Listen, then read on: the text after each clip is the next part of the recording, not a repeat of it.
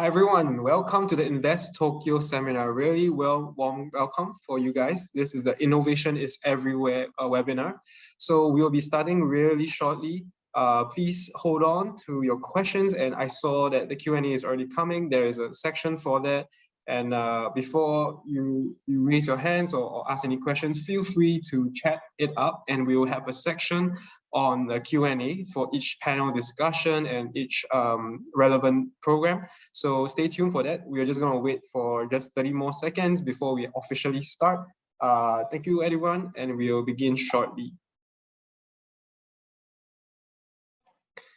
Okay, so once again, my name is Joseph. Welcome to the Innovation is Everywhere seminar. And we are really excited to share a few things with you guys. We'll start off with a video. So for the operation team, please go ahead and play the video. We are excited to hear from you guys. Innovation is everywhere.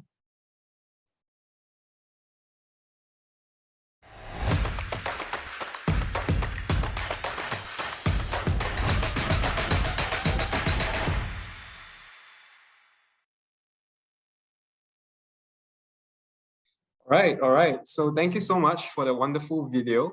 So this will be the start of our introduction to Innovation is Everywhere. So right now I'll be introducing some of the teams. So there's myself, Joseph. I am the Accenture Singapore representative for the Invest Tokyo and the MC for today. There's Mr. Fukunaga. There's also Mr. Srikant. There's also Ms. Tina Philip, Mr. Kwan Chen, Mr. Krishan, Mr. Suzuki, Ms. Fujita. So before we begin, I will move on to the next section whereby we'll have a welcome message from Mr. Fukunaga, the Senior Director for Special Zone Promotion, Office of the Governor for Policy Planning, Tokyo Metropolitan Government. Mr. Fukunaga, please. Hi everyone, I am Fukunaga Shinichi from the Tokyo Metropolitan Government. Thank you very much for joining our online event, Tokyo, Innovation is Everywhere. I would like to start my opening remarks with a video message from KOIKE Yuriko, Governor of Tokyo. Hello everyone, I'm KOIKE Yuriko, Governor of Tokyo. Thank you very much for your interest in Invest Tokyo. In addition to the growing climate crisis, we now face a range of threats posed by infectious diseases, natural disasters, and cyber terror, not to mention the increasingly complex international situation. To achieve sustainable growth and a sustainable recovery from the pandemic, innovation is vital to transform these challenges into opportunities. I'm certain that for Tokyo's companies and talent to collaborate with overseas companies and entrepreneurs will serve as a driving force for innovation. The Tokyo Metropolitan Government has recently launched Team Tokyo Innovation. Through daily interaction with startups and partnership with the national government and business organizations, we will work to develop effective policies. As a hub for industry, academia, and government, we will leverage Tokyo's potentials to advance open innovation, and we will expand all effort to support those considering doing business in Tokyo. We have prepared support tailored to your needs at each stage of business development. Those details will be presented later on. So please take note of what Tokyo can do for your business. Tokyo is a safe, clean, and attractive city to conduct business in. It's very environment friendly with low crime rates. Not to mention full of opportunities to start doing business, we are eager to work with you. Seize this opportunity and come to Tokyo, and look forward to seeing what we can accomplish together. Thank you very much. ありがとうございました。Thank you so much. Thank you so much for the wonderful video. Mr. Fukunaga, do you have any words before we move on? Yep. Thank you for watching. And as Governor Koike mentioned open innovation, the Tokyo Metropolitan Government recognizes that creating new services is a key factor to opening the future, and startups like you are important partners to realize it. In February next year, we will host a new event called City Tech Tokyo, gathering startups, venture capitals, and other participants from all over the world under the theme of City Tech for a Sustainable Future. Tokyo is an attractive city full of business opportunities. If you are interested in our support services, please contact our business support desk, Access to Tokyo. I truly hope that today's event will be fruitful for everyone. At last, we are grateful to the Indus entrepreneurs for its generous cooperation in organizing this event. I'd like to take this opportunity to express our sincere gratitude. Thank you very much. Please enjoy the event. Thank you so much, Mr. Fukunaga. So we'll be moving on to the next segment, but before we begin, I'm going to launch a poll. So, and then we will be moving on to Attractive of a Business City Tokyo from a Perspective of India by TIE. Also, there will be an overview of Tokyo's market by Accenture India. There's also going to be the advantage of expanding into Tokyo from the perspective of foreign companies, a Q&A session, and of course, a discussion. This should be quite interesting for you guys. And also, there will be a success case stories by foreign startups, Sony Innovation Fund, and a Q&A along with a TMG support program.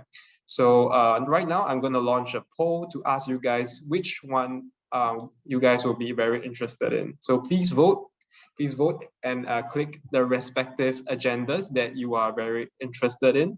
We would like to see more of your participation, and yeah, so keep them coming. I see about 50 of you have replied. There's more. There you go. Very nice. Give it some time, maybe a few more seconds, and then we will close. Very nice. Right now, I see that market trends. Inflation talk is very interesting. There's also the introduction of the Tokyo government program. That's also increasing. And of course, the attractiveness by TIE. All right, I'll share with you guys the poll right now. So as you can see, the attractiveness of Tokyo from the TIE's perspective is going to be the one that most of you will be interested in, followed by investment in foreign companies, and of course the success story. Okay, without further ado, I'm going to move on to the next segment. So for the next segment, what do we have? We are going to have President Srikant SASTRI from the Indus entrepreneurs to talk about the attractiveness of Tokyo from the perspective of India. Mr. Srikant, SASTRI, please go ahead. Thank you very much. So Thank clearly you. the pressure's on me because the audience expectations from this session are very, very high. Yeah. I will hopefully live up to those expectations, but let me get started by first saying hello to everyone. Good afternoon to everyone in India. Good day to everyone else in other parts of the world. So I'm Srikant SASTRI. I'm the president of TIE Delhi-NCR chapter, which is one of the biggest TIE chapters in the world. As most of you know, TIE, or the Indus Entrepreneurs, is arguably the largest not-for-profit organization for entrepreneurs across the world, 15,000 members in 14 countries. And fundamentally, TIE as an organization supports entrepreneurs in 5 different ways: education, mentorship, networking opportunities, funding opportunities, and incubation. And we've been proud of the role we've played in supporting the startup ecosystem, not just in India, but in other parts of the world. It's really a pleasure today to be part of this webinar and collaborating with the Tokyo Metropolitan Government for this webinar. And personally, I feel privileged that the Tokyo Metropolitan Government has invited me to speak in front of this audience. I really want to talk about two things that I'm super excited about. The two themes that really I find exciting. One is how close India and Japan as countries have become, and specifically how India and Tokyo have come together so close. That's my first theme. The second theme is that how that leads to Tokyo becoming an ideal destination for Indian startups and even bigger companies to build their international presence. So those are the two themes which are close to my heart that I'd like to talk about. Let me start by talking about the Japan-India relationship and what brings these two countries so close to each other. Well, it's for many different reasons. It's clearly a mutually empowering, mutually respectful relationship that goes without saying. But closer to the topic that we are discussing, I think the significant milestone was in 2018 when Japan and India signed a memorandum of understanding for cooperation, and this was called the Japan-India Digital Partnership, and that would be most relevant for the companies or people attending today's webinar. Now, this was a MOU signed by METI, M-E-T-I, the Ministry of Economy, Trade and Industry of Japan, and the Ministry of Electronics and Information Technology in India. And the two ministries signed this MOU, issued a joint statement for cooperation around the theme of digital infrastructure. Clearly, that was a big step for both countries and went a long way to reinforce the relationship. One of the things I found new to me was that lots of Indian companies have started entering the Japanese market since 2017, notwithstanding COVID. And I saw one figure which said the compounded growth rate of Indian companies entering Japan is between 2017 and 21 has been 6.8%. So it's not just a one-way relationship. We also have big Japanese companies like SoftBank Group or the Mitsui & Company investing in Indian companies. And that also has been a big contributor to the growth of the startup ecosystem in India. So it's happening in private sector, it's happening in public sector, and the bond keeps getting stronger and stronger, and it's becoming a very enduring relationship. And geographically, we might believe that India and Japan are many hours away, but clearly the relationship is a lot closer, and that has bridged the geographical distance as well. Now, talking specifically of Tokyo as a city, it's fascinating to note that there's a city called Edogawa City in Tokyo. I learned that 10% of the population there is Indian nationals. Now, when you probe deeper into how did that happen, and because this is not something any one of us would have imagined, this is actually now the center of the Indian community in Tokyo. It's called the Little India. This process actually started 20 years ago when Tokyo needed a lot of engineers to fight the Y2K millennial bug, and Indian engineers went to live there. So that's been the reciprocal relationship. The second part I'd like to talk about how Tokyo is an ideal destination for Indian companies, overseas companies wanting to build an international presence. Why is it so attractive? One, because Tokyo itself is a big market full of opportunities. And while the next section, the speaker from Accenture India will talk about this in greater detail, but this to me was a big fact, Tokyo as a big market. The second is that the Tokyo Metropolitan Government has a variety of support schemes for any company coming from overseas to build a base there. And I know Ms. Fujita is going to explain that later in the webinar. And that support can go a long way to help Indian companies who choose to make Tokyo their base for global expansion. So we should not miss that talk. In closing, I'd just like to say that India, Japan have such a close relationship, supporting each other. History supports this. Current schemes and programs support this, and there are immensely growing opportunities. Personally, on behalf of TAI, Delhi-NCR, and personally on behalf of my own self, I'd like to say that we'll help Indian startups in any which way if you decide to expand your business into Japan and specifically Tokyo. Wish you good luck and thank you for your patient listening. All the best. Thank you so much for the wonderful speech, Mr. Sastri. Basically, we will have to move on to the next segment. So the next agenda will be about the Tokyo Stable Market Environment Despite Global Inflation by Ms. Tina Philip, the Principal Director from Accenture, India. Ms. Tina Philip, would you like to share a few words? Absolutely. Thank you so much, Joseph. And it's an absolute pleasure to be with all of you today for this webinar. So good afternoon to all of who have joined from India, and good day to everyone else. I am Tina Philip, Principal Director with the Accenture Ventures and Open Innovation team in India. And at Accenture Ventures and Open Innovation, we partner with and invest in B2B technology startups so that their innovative solutions can be leveraged by Accenture and our clients. And over the years, we have helped several Indian startups scale and globalize. And today I'd like to briefly speak about the Tokyo market and why it should be on all your radar while you're planning global expansion. So that's what I'll do in the next few minutes. And if we can just take a look at the agenda, please.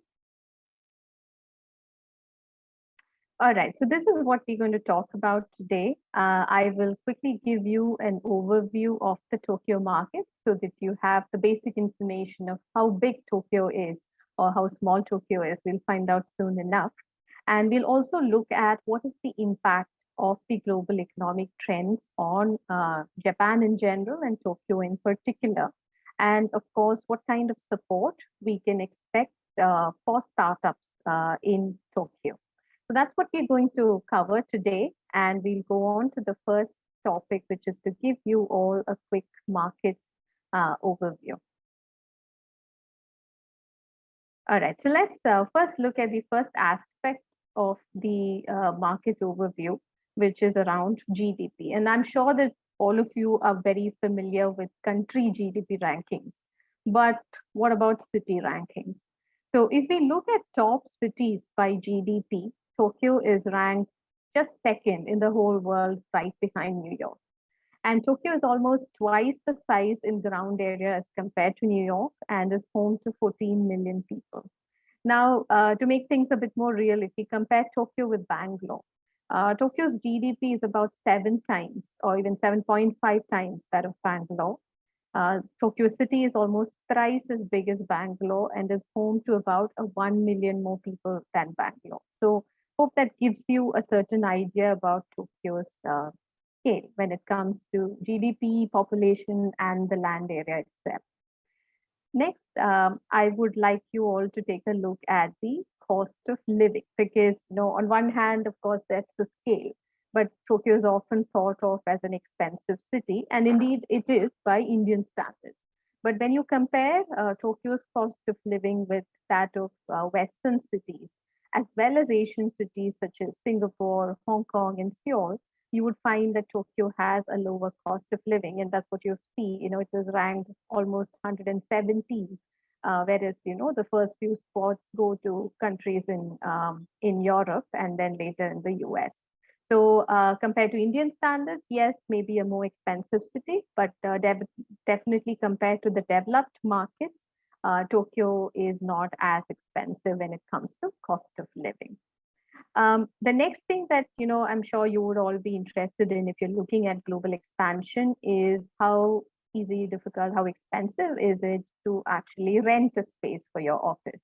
So that's what we look at next in terms of office rentals. Again, Tokyo has long been considered one of the most expensive when it comes to office rent also. But this has changed over time. And as you can see, when you compare office rents in major cities, rents in Tokyo are much lower compared to Hong Kong, New York, even Beijing and London. So again, keep this in mind if you do have your expansion plans. And if you're thinking where in Asia should you perhaps move to, we've got a captive home market as well as the internationalization that you're looking for. So that is with respect to the office rents.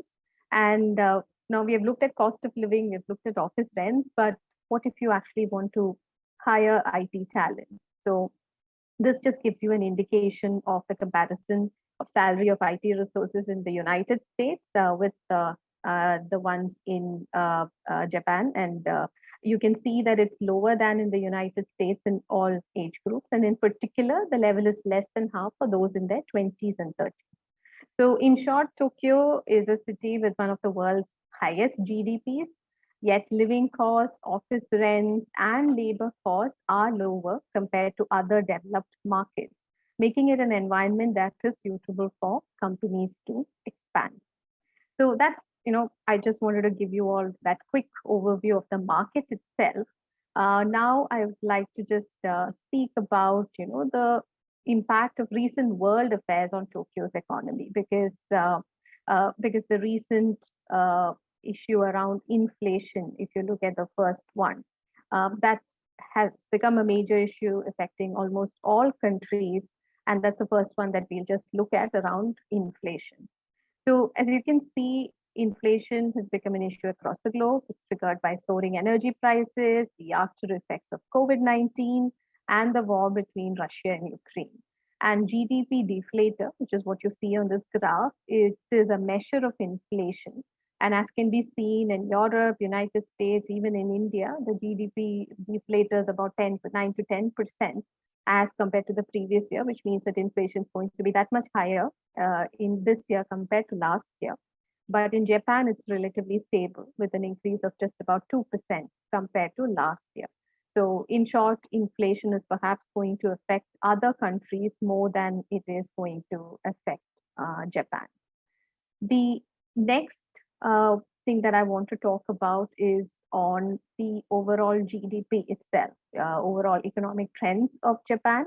And in Japan, from the October to December quarter of this year, which is basically the last quarter of this year, it is expected that as the COVID impact and the infection situation sort of settles down, personal consumption is expected to increase. And mainly this is going to be in services. So you do have that large domestic market, which is willing to spend more, consume more. So that is expected to increase from the last quarter onwards. And capital investment from businesses is also expected to remain firm going on from the last quarter of this year. So as a result of all this, GDP is expected to increase by about 1.7% year on year. So that's what you can expect from an overall Japan GDP perspective. And another key thing that to look at is, okay, if businesses are expanding, businesses are investing, where are they going to invest? So it's quite clear that large companies are expected to prioritize capital investments related to software. And this is mainly thanks to the digital push due to COVID-19. And they're going to spend more on software than they're going to spend on machinery and other tools and fixtures. So again, good news for software startups who are looking to expand into the Japanese market. So that's a quick view of the global trends and their impact on Japan. And so now, by now, I hope you have understanding about the size and prospects of Japan in general and Tokyo in particular. But the question comes, what about the startup ecosystem? So let's have a look at how startups are supported. So what is the current ecosystem looking like, and what's the support that can be expected? So let's move on to the startup slides, please. Yeah, thank you. So, so first, let's take a look at the funding scenario in Japan, right? So the amount of funds raised by Japanese startups has been increasing year by year with a CAGR of around almost close to 30% from 2013 to 2021. And in 2021, despite COVID-19 and their impact, the amount of funding raised by Japanese startups was around 5.7 billion, which was a record high in the Japanese market. And in 2022, it's expected to grow even higher. So for the sake of comparison, Indian startups did raise around 40 billion in 2021. So yes, the funding capacity in the Indian market was much higher, and it's expected to remain so. But still 5.7 billion is what was raised by Japanese startups last year. Now, when we talk about the startup ecosystem, it's not just about VCs and funding, it's also about the large corporates who could be your potential partners and clients. And as you see from here, most of the top 10 innovative large companies in Japan are headquartered in Tokyo. And many of these large companies are also active in open innovation with startups, including foreign startups. So Sony is one such company, and Mr. Suzuki from the Sony Innovation Fund will be speaking to all of you later. I hope you tune into his talk to understand how large companies are working with startups in Japan. And lastly, in addition to the VCs and corporates, we also always need to look at what is the government support, right? How active is the government in supporting startups? And this is what, this is what I just wanted to speak to you about, that the Tokyo Metropolitan Government has established Team Tokyo Innovation, which is a specialized team that accelerates innovation, and they formulated a new startup policy as well. And by actively collaborating with startups, they expect to expand the total number of startups to 100,000, in addition to giving rise to 2 decacorns and over 100 unicorns over the next 5 years. And they also would like to increase the amount of investment in startups to about 69 billion US dollars. So that's the overall ambition of the Tokyo Metropolitan Government when it comes to supporting startups. And in addition to this, Prime Minister of Japan, Kishida-san, has set a goal of increasing the startup investment by 10 times over the next 5 years. And there are also, they're imposing regulations on GHG emissions, and the new GX economic transition bonds are expecting to trigger over 1 trillion US dollars in public and private investment. So overall, strong support from the local government, the Tokyo city government, as well as the Japanese government. So that's it really from my side. I hope I was able to give you all a quick overview of the attractiveness of Tokyo as a destination in your global expansion plans. And if you'd like to know more about the support offered to companies who would like to expand to Tokyo, please do contact us at the email mentioned in the next slide, which is a2t-singapore@accenture.com. So you can reach out to this email ID, and they'll be happy to help you further. And with that, I'll close and I'll hand back to Joseph. So thank you all for your attention. Hope you have a lovely evening. And Joseph, back to you. Thank you so much, Ms. Philip. Really insightful, and I really appreciate your time. Next segment, we are going to have a panel discussion with Mr. Kwan Chen, founder and chairman of the board and executive director of InfoVision, and Mr. Krishan Catwell, which is general manager of Japan TELUS UCare. So InfoVision is an AI medical technology company dedicated to developing AI medical products, and TELUS UCare was founded in 2017 with a mission to bring better technology to elderly, focusing on appropriate matching with right products and services. So both companies have already expanded their business to Tokyo. And so Mr. Chen and Mr. Caldwell and I will discuss why they chose Tokyo as a destination of their business expansion and how they have been successful. So tell us, I just want to welcome you guys firstly. Welcome Mr. Kwan Chen, as well as Mr. Krishan. So before we begin the discussion, tell us more about yourself and also like the decision-making process of entering Tokyo market. So I guess I will start first. So my name is CK and my company is InfoVision. So we basically focus on utilizing artificial intelligence to tackle healthcare problems, including diagnosis of, for example, cancer, of cardiovascular diseases, as well as transmissible diseases. And also we have like AI technology to help tackle, like for example, surgery planning, to help plan for a better surgery. So we actually focus on using deep learning technology to learn from the top doctors so that we can basically deploy like kind of great medical service, especially to areas with limited resources. So basically this is what we do. And as of now, we have expanded in quite a few different areas in terms of geography and in terms of the global market. And especially in Tokyo. Tokyo is one of our major markets that we focus on. And I think the reason is exactly because there's a huge needs in terms of the healthcare service in Japan, where we have an aging population, and at the same time we also have like very good doctors and very advanced medical technologies in the Japanese hospitals, which allow us to basically iterate our process, which allow us to invest in the technology for the future, which will also allow us to expand to like other Asian countries, using Tokyo as a very good show site. So basically, this is the reason why we chose Tokyo, and then basically this is what we do here. Thank you so much. Now we can have the next speaker, Krishan. Yeah, please. Sure. Well, thanks everyone for having me here tonight. My name's Krishan Caldwell, and yeah, I'm the general manager of TELUS Japan.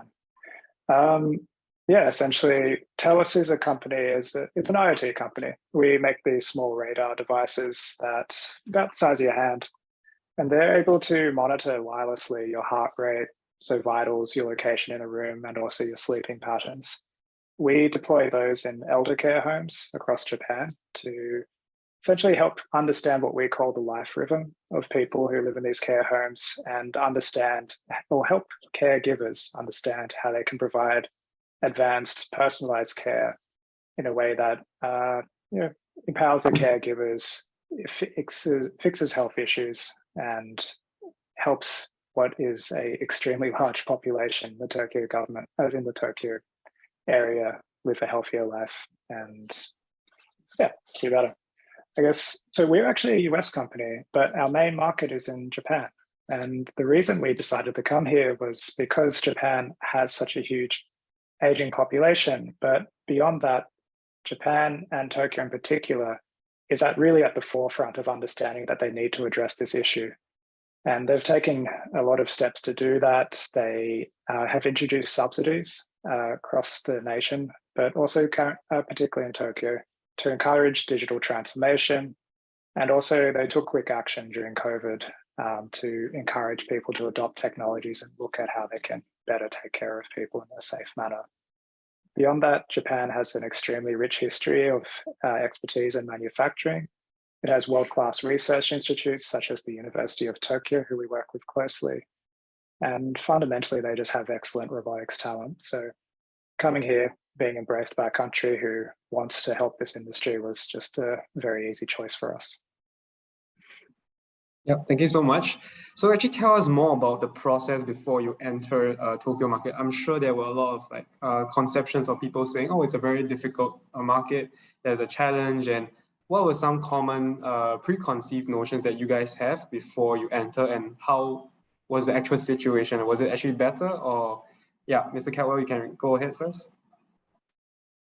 Oh, sorry, cool. Yeah.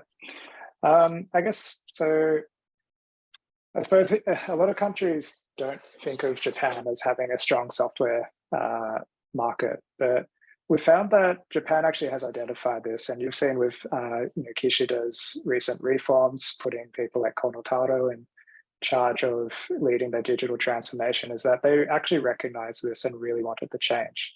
So I guess a challenge we had was we were wondering what would the perception be to sort of such advanced technology with such a strong software component be, especially in industry that typically is not embraced IT, such as elder care. The other challenge, but we found, they were actually extremely receptive. The incentives provided by the government started a lot of conversations. And beyond that, the industry partners in Japan were very keen to help out and promote technology. One of the challenges that people can have in Japan is the language. So when it comes to incorporating a company, setting up all the professional services required, language can be a challenge, and it's usually best to do that in person. But again, the government actually really supports you here. So there's JETRO, the Japan External Trade Organization, who provides a lot of support services. But also those industry partners that I referenced earlier have a lot of systems and a lot of ways to help introduce you to the right people, make sure your company is set up for success, and allow you to focus on actually providing your value to the country. I think fundamentally, they provide a great incentive for you to actually come here and embrace the Japanese culture. And I think for a startup company, that's really the most important thing. If you want to make a great product for the people here, you have to understand how you serve them. And yeah, the government, the industry, they do their best to support you on that mission. Awesome. Thank you so much. How about Mr. CK?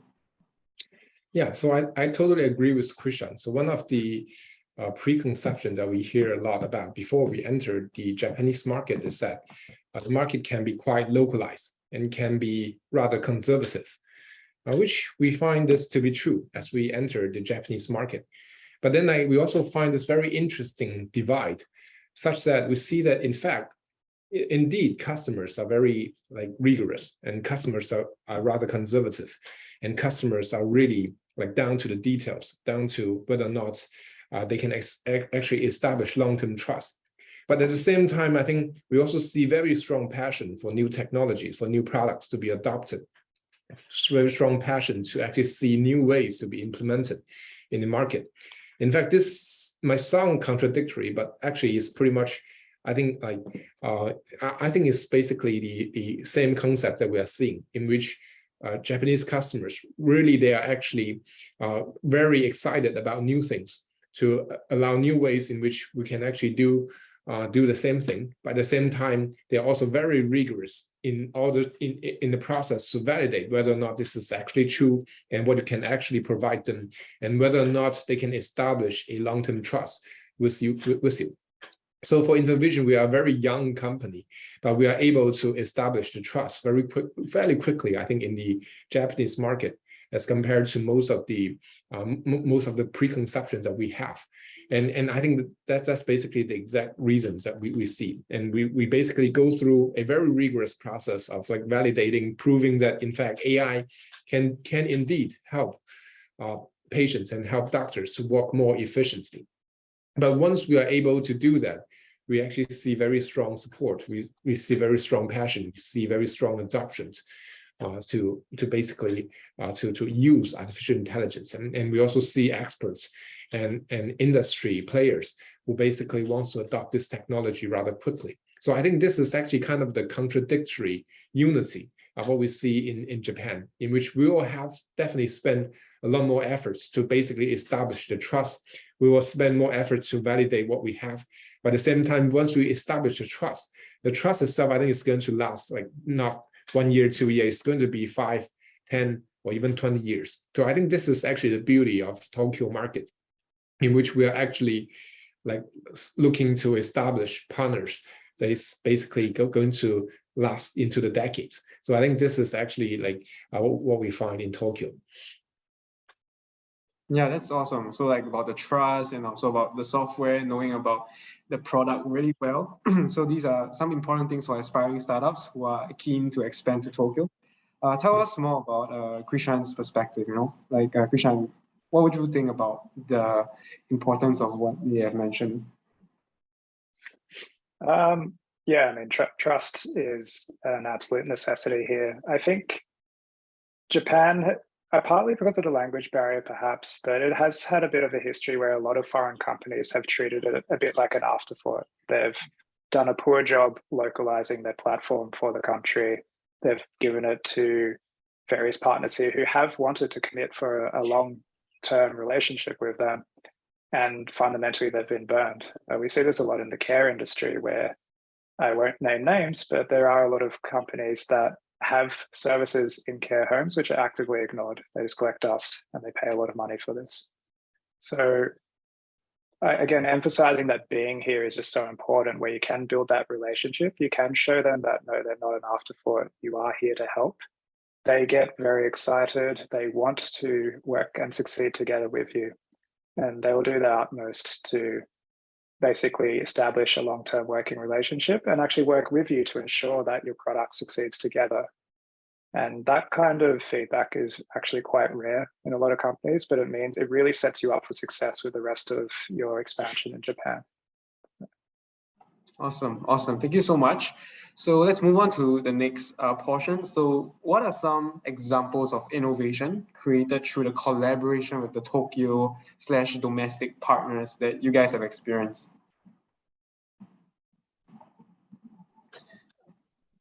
Yeah, so I guess I will start first. So one of the examples I remember quite vividly is actually during the, in fact, prior to the COVID crisis, we already like working with customers in Japan, partners with Japan to establish a cloud-based platform in which we can provide, for example, like AI to help doctors and physicians.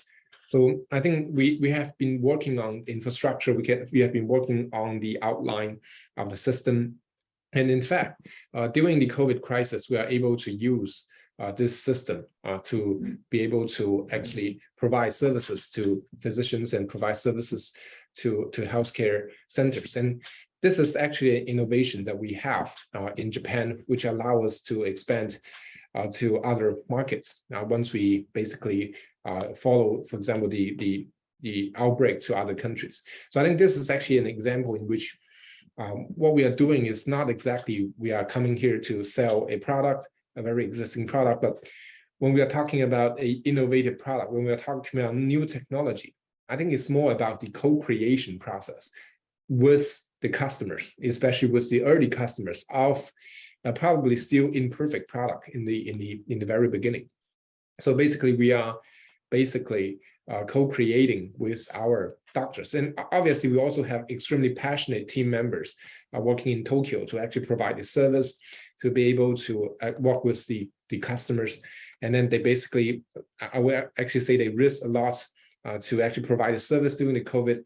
But then I think this process itself, the tight collaboration between our team members and the customers and the partners, this actually allows us to come up with products and come up with technology and come up with solutions that actually fit the needs and the demands very quickly, even in the emergency situation like the COVID. And I think this is also one of the more interesting part of being able to provide a innovative products in Japan. And I think this is actually the co-creation process. And I think the other element that we see in Japan is that we have some extremely passionate customers, and especially in the healthcare industry, we have some very passionate and very capable doctors and experts. They basically give us a lot of guidance and give us a lot of advice on exactly how we should proceed and giving us a lot of directions. And this allows us to iterate our products, iterate our solution very quickly. And basically we are on the right track most of the time. So I think this is one of the key aspects, or one of the examples that actually come up to my mind. And I think this is also an ongoing process. We basically have a lot of like big and small changes, iterations is going on, and basically comes out from the co-creation that we have with customers. Okay, thank you so much. Right, because of time, we will be moving on to the next segment of the Q&A. So thank you, guys. So for the Q&A, what we're doing right now is we're going to read the questions that you have posted previously. So for example, Muhammad Ali has asked the Tokyo investment and its current relevance. I guess we have already covered that during the presentation. So maybe Shashir Ranjan has asked a question, can this platform facilitate linkage with manufacturers of agricultural drones in Japan? So my answer to that will be that there are some programs that we'll be sharing, like support programs, for example, the free consulting service where there'll be business partner matching, whereby we will have the Accenture strategy Japan team will be matching your business with the right partners. So that will be a quick answer to that. And also for the next question, maybe, let's see.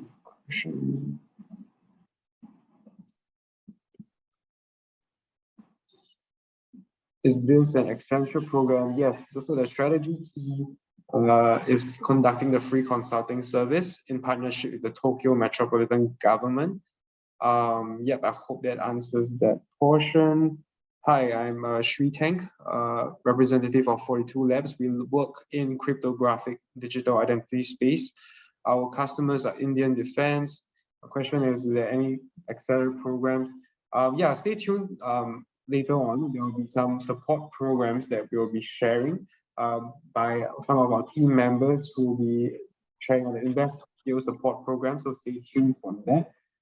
Thank you so much for your questions. Amit, so you're asking entering Tokyo market for a startup? How do I contact for it?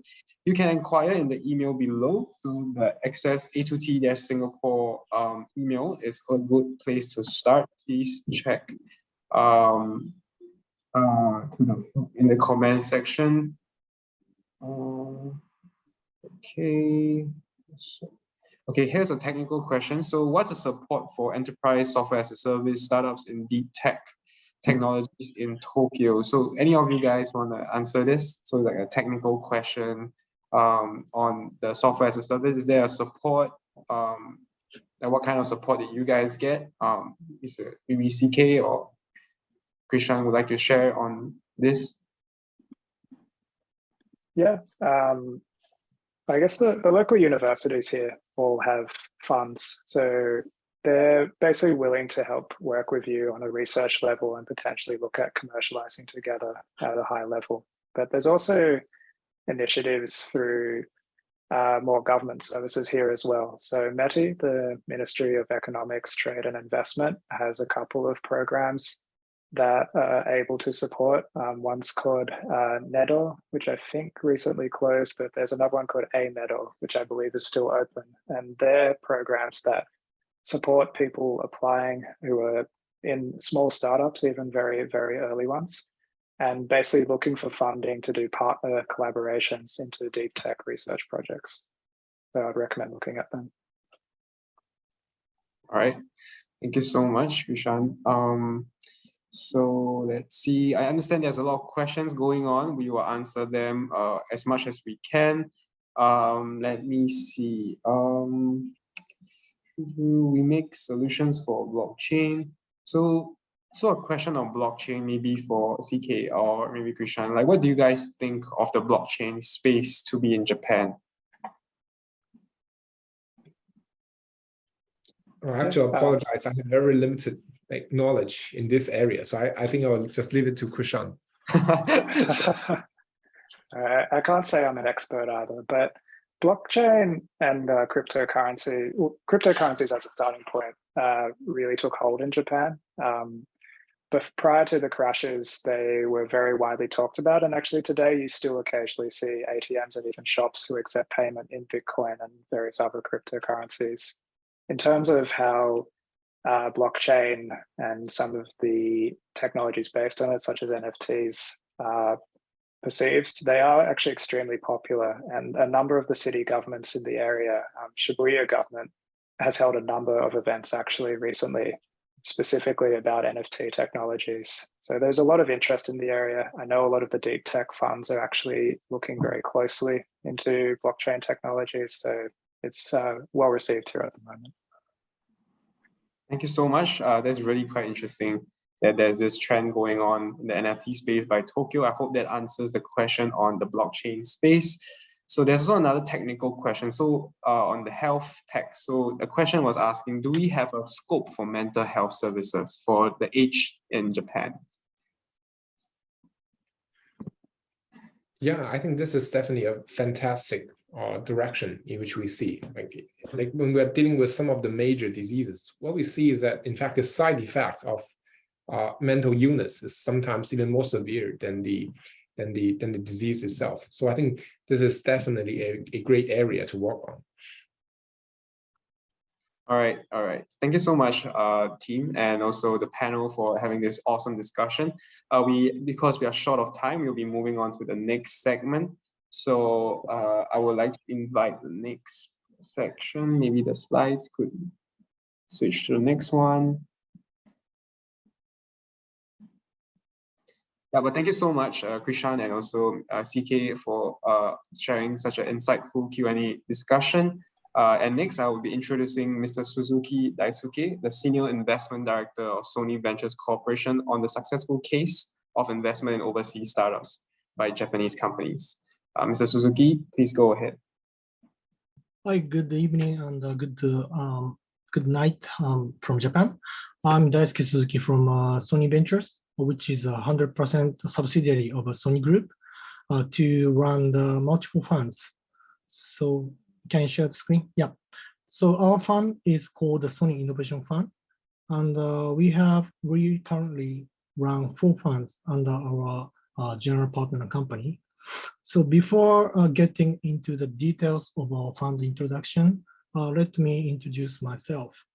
So first, my background is mechanical engineering. So I'm originally starting my career at the university as a scientist. And then at that time, I started to study mechanical and medical engineering. So it was kind of a joint venture between the mechanical engineering and medical courses. So after that, I joined the Goldman Sachs investment banking. So I have done IPOs, M&A advisory to my clients, as well as a private investment from Goldman balance sheet. So one of the deal is a very famous theme park in Japan called Universal Studios Japan. So I invested to the Universal Studios Japan and joined as a management team to revive the company. Then it went successfully IPO. That was my experience in Goldman.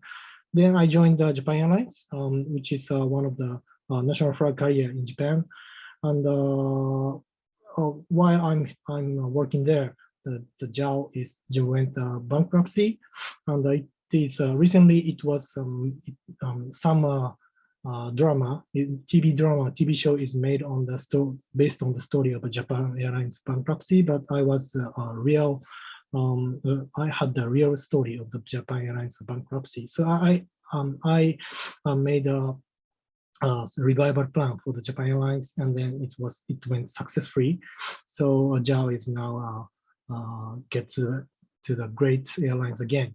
Then I went to private equity, and finally I joined the Sony Ventures, Sony, as an investment capitalist for 7 years ago.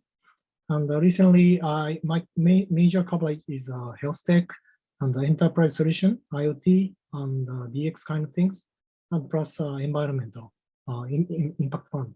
So these are my specialty in my fund. Also, I raised my funds capitals from LPs, so I'm in charge of raising funds for my funds. Go next. Can you go to the next page? So this is a history of Sony Innovation Fund. So as a Sony Group, we invested to multiple startups before 2006. But when on the 2016, we have gathered all the functions, investment functions from each Sony Group into one place. And we formed a new fund called the Sony Innovation Fund. Well, originally, our fund is a 100 million balance sheet fund and the investment to the seed and early stage funds.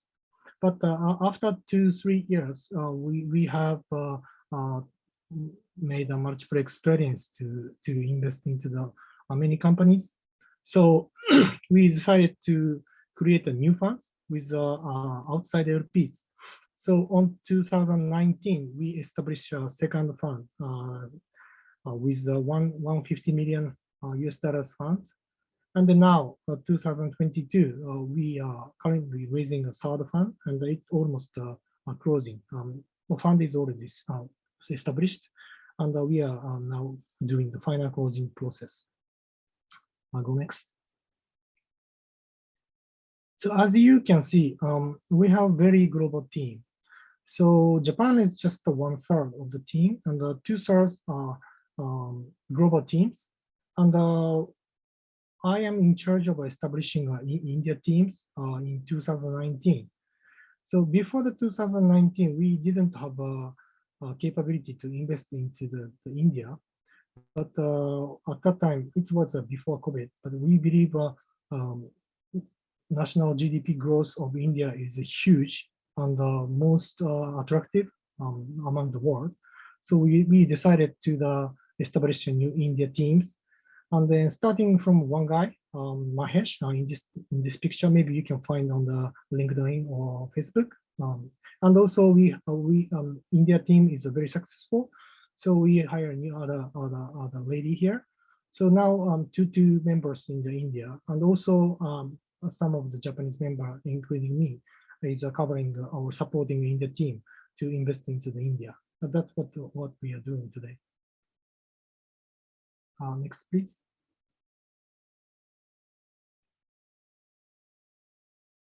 So this is a third fund, which I mentioned two pages ago, and we are now currently closing a third fund with about 250 to 300 million the fund. And this time we second fund we raise money from Japanese institutions, financial institutions. But this time we invited a lot of Japanese corporates as our LPs. So we, of course, Sony Group itself is happy to support the portfolio companies, but also we asked our LP corporates to support the company by making a business collaboration between the startups portfolio and LP companies. That's the aim of this Innovation Fund 3 fund purpose, or reason why we raise the money from our corporates. Next, please. So this is an overview of our old funds. We run the 4 funds. So starting from early seed stage funds from 2016, it's still open. This is a balance sheet investment from Sony Group. So it's still working on. And second fund, Innovation Growth Fund, is already closed. Investment period is over. So now we established a new fund, Sony Innovation Fund 3, from this year. And this is about 300 million. And plus one more balance sheet investment fund, Sony Innovation Fund Environment. This is an environmental impact fund. So this is we called it a fund, but it's an investment from balance sheet, and we can take a longer time. We can endure a longer time to investment. So, for example, we invested to the nuclear fusions technologies. It may take 20 years, for instance. We can invest from this kind of impact fund. So in total, we have a 600 億yen fund so far. Next, please.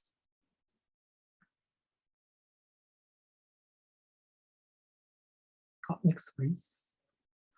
So currently, we after the 7 years, we met 15,000 companies and evaluated deeply 5,000 companies, and now portfolio companies 140.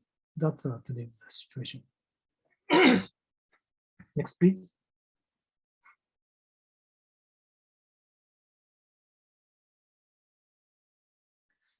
And this is a key concept of our investment.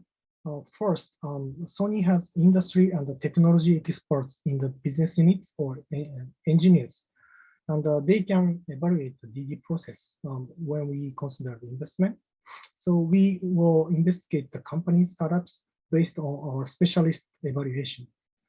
And second one, potential growth scenario of portfolio companies through the support by Sony business units and the collaboration with existing portfolio and LP investment. This is what I explained.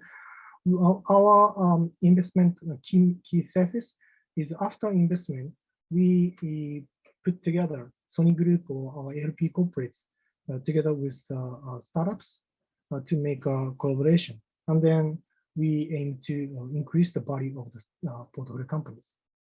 And third one is a field with a large term and a significant future growth potential, and the potential for global expansion and the ability to support sales expansion through the Sony Global Business Platform. So one key example is I will explain. UK company is getting into the Japan market by supporting Sony Group business units. Can I go next? Yeah, this is a focus area. So major focus is health tech, fintech, insurtech, and entertainment, and deep tech, agri-tech, IoT, SaaS. This is the core of our investment focus. And also we invested in environment, sports, social commerce. So we have a multiple business group, and we can support the wide range of the business shown like this. Next page, please. Yeah. So starting from a PlayStation gaming business and the music and pictures, or entertainment business, and also TVs, smartphones, cameras, home entertainment business.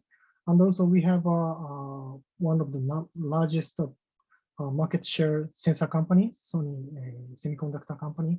And also in Japan, we have a financial services, bank and life insurance companies. Next, please.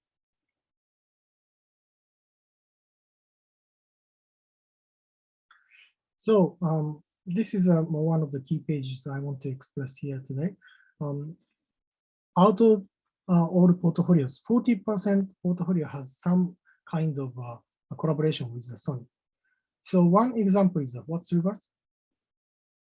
What's Rewards is a UK company providing new mapping technologies.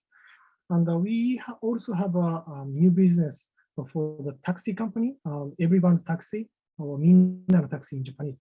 So we connect What's Rewards and Everyone's Taxi. And from the Everyone's Taxi, Sony Group Taxi, it's kind of Uber. So with the Sony version of the Uber technologies, What's Rewards services can be used. In Japan, even in Japan, What's Rewards business is available. Everyone can use.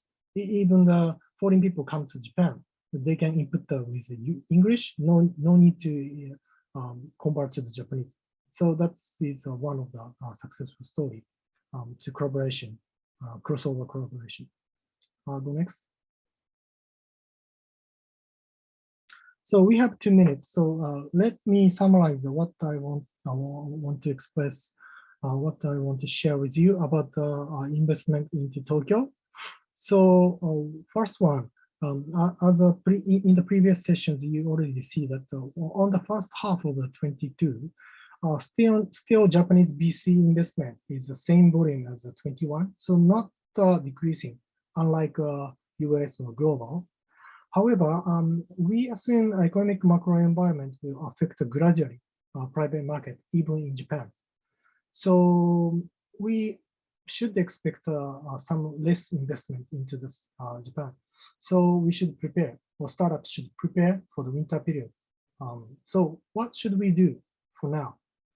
So first, it's often said that pursuing the revenue growth is important, but as well as the profitability is more important, especially Japanese investors considering profitability is quite important, because companies who went to the public IPOs in Tokyo Exchange, they must require positive profit. So Japanese investors also requires a positive profit. But one good thing is you can take an arbitrage. If you can raise the US dollars from India BC or US BCs, and then invest into Japan with the Japanese yen, you can enjoy the recent high effects. And the second one, Japanese corporate strength, that is also an important thing. So Japan is a very unique market, I think. So most of the VC money is not coming from endowment or pension, but most of the money is coming from the VC corporates. So corporates, how to entertain the corporates is quite important. So the main purpose of the corporate to invest into the ventures startups is that synergy making, not financial.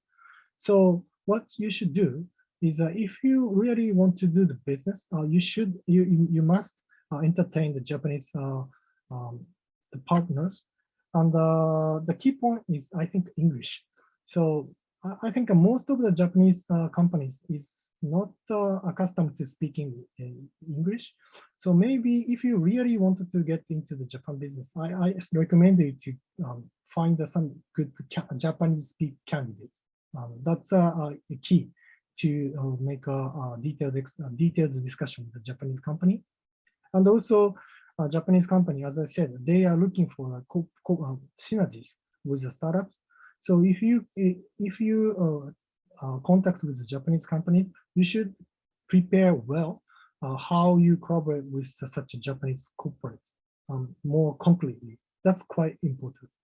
However, everyone says Tokyo is a huge potential market, so it is very attractive, and I think you can enjoy the arbitrage between the US dollars, which you raise money, and then spending money in Japan. It's less quite compared to the outside Japan. It's quite cheap, so I think it's a good opportunity to invest in Tokyo. Thank you very much. Thank you so much for the wonderful speech, Mr. Suzuki. We'll be moving on to the Q&A. So a real quick one, we have some in store. Give us a second to bring it up.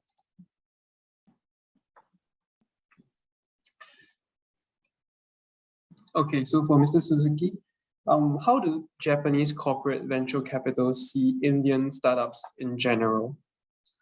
Yeah, recently I am often contacted by the Japanese corporates about the India investment, and they are honestly 10 years ago, many Japanese large corporates had a bad experience in investing into the India. That's honest story. However, the situation is completely changed. So before get into the India for ourselves, we also concerning about the which we can successful. But so far, 2-3 years after our starting the business in India, everything's going well. So I explained to my friends, Japanese corporates, India is very great place and high growth potential. So I think the short answer, they are very interested. So you should contact the Japanese corporates. Thank you. So we have another question from Dr. Gupta. He says, how do you see Sony in the interest of nanotechnology and related? What are some industries that you guys are looking at to invest? You said nanotechnologies? Yeah. I'm not specialist for the nanotechnology. I'm not covering the deep tech, but not only nanotechnologies, but also the Sony is a technologies company. So we are very interested in the wide range of deep tech, and we also have engineers who can evaluate the technologies. So I'm happy to discuss. And the Japanese government is now look for the deep tech more deeply, because deep tech is more easy to go abroad. For example, services, local service, domestic services is honestly it's difficult to get into the other countries' business, because other countries has other customs nationalities. But technologies is easy to spread global. So I think deep tech is one of the focus for us, and we believe it's scaling so much. It may take time, but we want to bet on the deep tech. All right. So next question. So we are a creative media startup called Mindia. We in fact use Sony cameras for filming. Will Sony fund creative businesses? Yeah. So the question is, will Sony fund businesses? Do you have an answer for that, Mr. Suzuki? Yeah, social commerce is one of our core one of our focus, and social commerce is successful in US and India, in our understanding. So in terms of the business in India, using a media technology to make a commerce business, I think it has a high potential. So we're happy to discuss. All right, so let's move on to the next question. So one question is, how are we supposed to minimize the cultural gap between Japan and India? Will startups feel a difference, or how would they adapt to the Japan in that sense? Yeah, Japan Important thing is culture is same. I think language is a mirror of a culture. So if you want to do, as I said, if you want to do the real deep business with Japanese people, I think you should hire one guy in Japan to do the business with them, interact or intermediate between startup, India startup, and Japan. Right. Right. That's So my, the Japanese language is very important, right? I would say. yeah. It's quite rare. If you come to Japan and if you talk to someone on the street in English, they may be something like this. They don't like speaking English. That's honest situation. Okay. So foreign companies who want to invest, do take note that the language is actually a very important thing. They really value the speaking of the Japanese language for business. So so with that, we'll wrap it up. Thank you so much, Mr. Suzuki. We'll be handing our time to the next segment. All right. Thank you. Thank you so much. So for the next segment, we have Ms. Fujita from Tokyo Metropolitan Government, who will be sharing and talking about the government support programs for overseas companies. So I would just want to welcome Ms. Fujita Megumi. Please go ahead. Thank you, Joseph. Hello, everyone. Thank you very much for joining our event today. I'm Fujita Megumi, a director of the Invest Tokyo program at Tokyo Metropolitan Government, TMG for short. Invest Tokyo program is a series of support programs to attract leading companies and startups from around the world, of course, including India. I'm very pleased to talk about our program today. This slide shows from left to right the process of how foreign companies enter the Tokyo's market and start doing business. And we provide various services along this process. Today's event covers number 1, the PR event. If you would like to learn more about our service, please contact Access to Tokyo.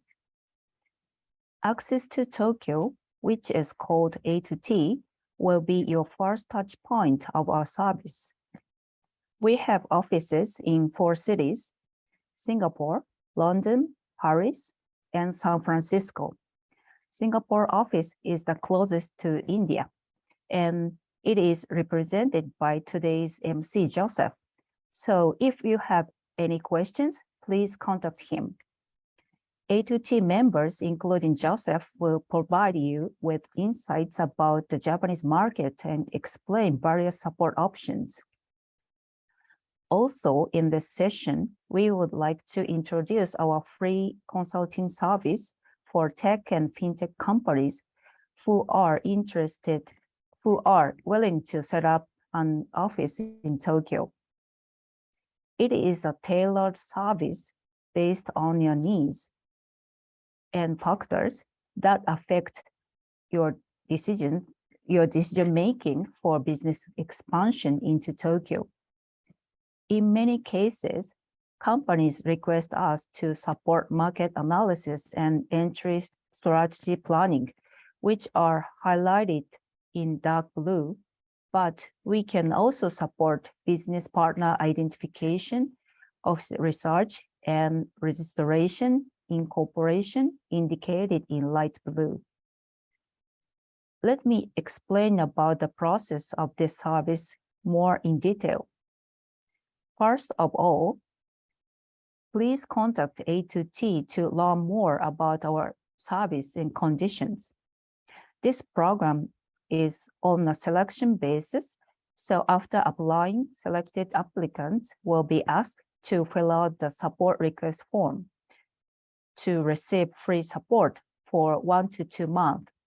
And after that, based on the findings from our service, please decide whether or not you would like to expand your business into Tokyo. If you decide to expand into Tokyo, please agree to and sign the investment plan and support it to TMG. Once again, you can customize the content of our support based on what you want and what you need in order to make decisions on your expansion into Tokyo. Also, we have another support program called BDCT, which stands for Business Development Center Tokyo, and its target ranges from the companies who are interested in doing business in Tokyo to those who have already set up offices in Tokyo. And BDCT can support not only the business side, but also living side in Tokyo, such as education, medical institutions, and so on. About Tokyo One-Stop Business Established Center, TOSBEC for short, this is a one-stop shop for registration and incorporation. It is especially for the companies who are considering to set up offices in Tokyo or who already set up them. Partnership support is a program for foreign companies that have already received Partnership support is a program for foreign companies that have already received the TMG support. We promote business matching between these foreign companies and Japanese companies in Tokyo. Lastly, we have Tokyo Consortium, which is an organization with more than 380 members, including Japanese companies and VCs. This organization supports Japanese and non-Japanese startups in Tokyo as well. So far, I told you so much information about our support programs, but I sincerely hope that you are encouraged to consider business expansion into Tokyo. If you have any questions, please feel free to contact Joseph. And lastly, let me briefly introduce an event called City Tech Tokyo, which aims to realize a sustainable society with startups through open innovation. It will be held in February next year, and we are now accepting applicants for pitch contest participants and booth exhibitors. If you are interested in this event, please visit the website. Thank you very much once again for attending our event today. Thank you so much, Ms. Megumi. So the next thing that we'll be doing is the poll to hear more about the interest levels of what you guys are looking at. Also, for the questions that you guys have, I know that there's a lot of questions. Please look into the contact a2t-singapore@accenture.com. So in your request, in your email, just put a header to say that, okay, I'm looking for a free consulting service, or just put off an inquiry of the respective emails in detail. So before we move on, we also like to share the Tokyo updates. So Tokyo updates is so Tokyo Updates is basically one of the magazines, e-magazines, to share about the daily life, the leading edge initiatives addressing SDG urban challenges.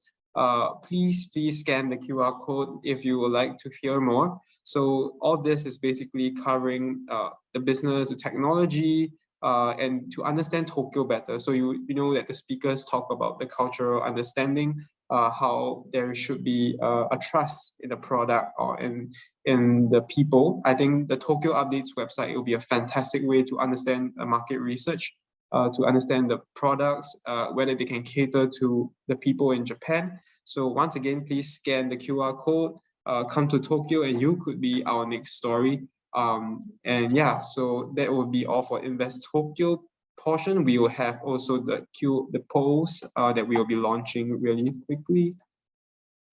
If you have any more questions, feel free to put it in the comments section. So for the closing poll, basically, please rate your satisfaction, the agenda you like the most, and of course, the motivation to expand to Tokyo. And then lastly, the Tokyo innovation is everywhere. So yes, in general, for the Q&A, please request your suggestions also to the email a2t-singapore@accenture.com. We have come to the end of the Innovation is Everywhere webinar, and we are really excited to have you on board. And please check out the website such as the Tokyo Updates, Invest Tokyo, free consulting service. If you were like, we are looking for companies in Industry 4.0 that are data-driven, blockchain, sustainability, and also mature companies with the range of at least a pre-series A or Series A funding type that is in the plans of your company. If there are any more questions, feel free to put it in the comment sections. I will be opening up the Q&A for the last 1 minute or so. But in general, please just email us and we will be more than happy to answer your questions. I hope this has been informative from the market trends to the success stories to the overall understanding of Japanese culture and how your product or how your service can help the people in Tokyo. We are excited to have you on board. Tokyo is trying to be the next startup hub in Asia Pacific, Japan, and we would like to have you on board. So please answer the questions as well, the Q&A as well. We are still seeing only half of you guys, and we would like to expand to more questions and polls to be engaged. Really encourage you to reply to the questions, because the questions that you put in and the replies in the ending poll will really help us to understand and improve the program more. So we would like to have you on board for this poll. Thank you so much. Thank you. I see the numbers coming in. Almost there. Okay. Let me look at some of the Q&A in the meantime.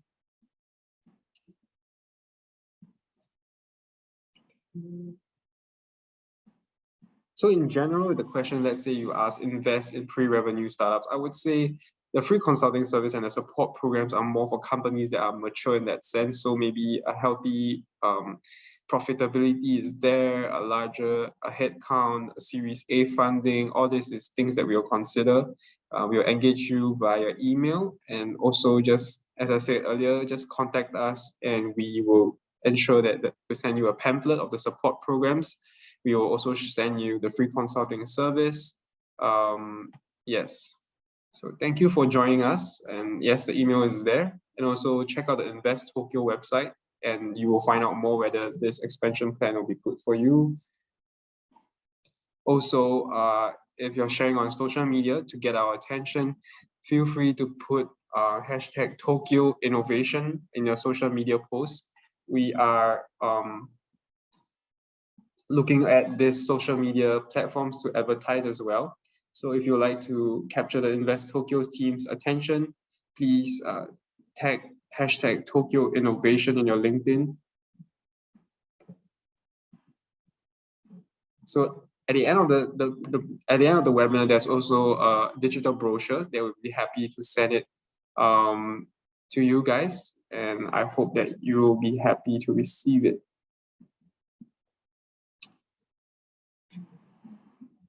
Any more Q&As? Let me see. How is EdTech funding for gamified school content? So again, all these questions with regards to funding, there is programs before. However, at the current moment, the programs are more for free consulting service and the Tokyo Financial Award. And the Tokyo Financial Award is more for PR marketing support at the moment for the ESG, SDG investment category. So if your companies are in the aspect of ESG investments or SDG, please check out the website that I will send shortly.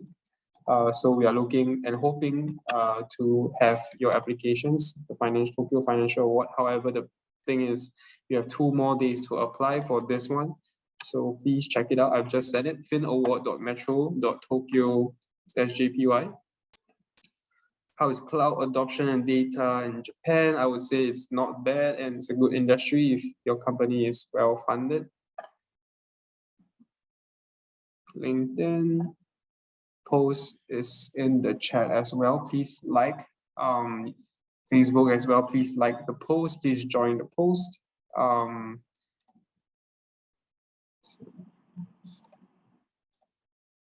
Let's see, Q&A. Yes, so as mentioned, the prerequisites for the companies who are entitled are basically mature companies. So let's say your solutions have to be live. You have to have clients, you have to have customers, you have a unique selling point. The Tokyo government will inquire about your company if there is a strong competitive edge relative to your competitors. So all these things are definitely typical investment venture cap questions. And thank you so much once again. Once the email ID is accessed to Tokyo, a2t-singapore@accenture.com. We appreciate so much for your attention and see you guys in the next one. Bye.